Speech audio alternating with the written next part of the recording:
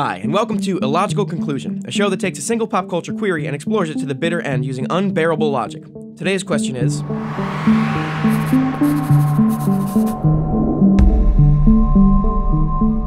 The first season of Stranger Things surprised and delighted audiences with their charming throwback to the days of child endangerment and casual alcoholism. The story kicks off in 1983 with the disappearance of Will Byers, who was secretly kidnapped by a monster liberated courtesy of the sinister Hawkins laboratory. In the third episode, Hawkins attempts to cover up their boner by faking Will's drowning. However, the ruse is quickly uncovered when the town's sheriff discovers the body is a realistic but stuffed dummy. While the revelation passes quickly in favor of investigative punching, it also creates a question even more baffling than any of the sci-fi scenarios introduced in the show.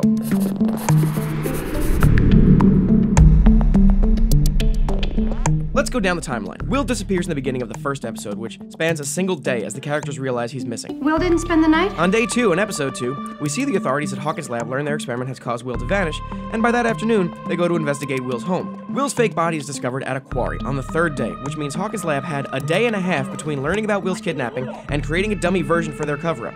So, the next question is...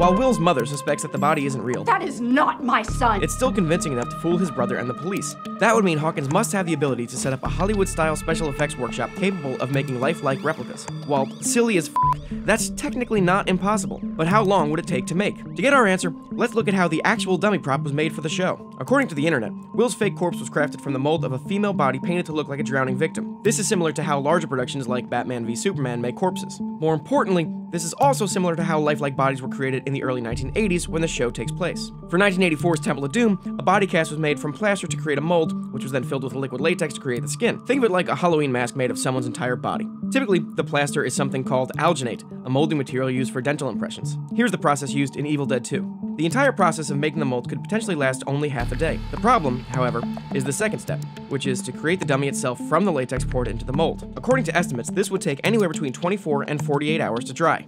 And this is even before they would have a chance to meticulously paint and add hair to the dummy. And if you think they could have just gone down to the local naked child dummy store the 80s were so famous for, keep in mind that the end result still has to have Will's face. But since they don't have access to Will, that means hiring a skilled sculptor to craft a clay likeness based off of photographs they obtained. They would then use that sculpture to create an alginate mold, and then that mold to create the latex face. So, even assuming they have some sci-fi way to cool the material faster than usual, all of this still requires the hiring of mold makers, a body model, sculptors, and painters, and finally, someone to attach realistic hair, all to create a body that would withstand water and have the approximate weight of a dead child. And they would have to do all of that in a 36-hour window of time. That is impossible. And that realization brings us to our illogical conclusion.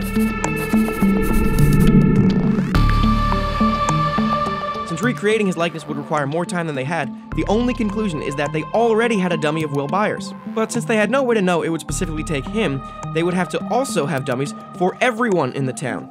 Perhaps, when realizing that one of their experiments might eventually kill someone, they opted to make backup versions so as to cover up any unforeseeable accidents.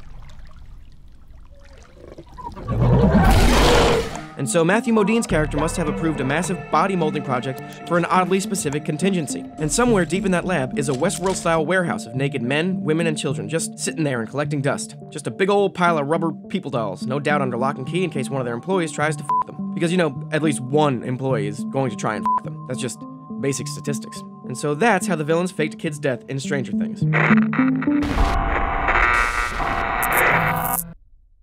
Thanks so much for watching that video. You can click the big C in the middle if you want to subscribe, hit any of those videos on the left if you want to watch more videos, and the notification bell if you want to get notifications every time we have more videos. I did it.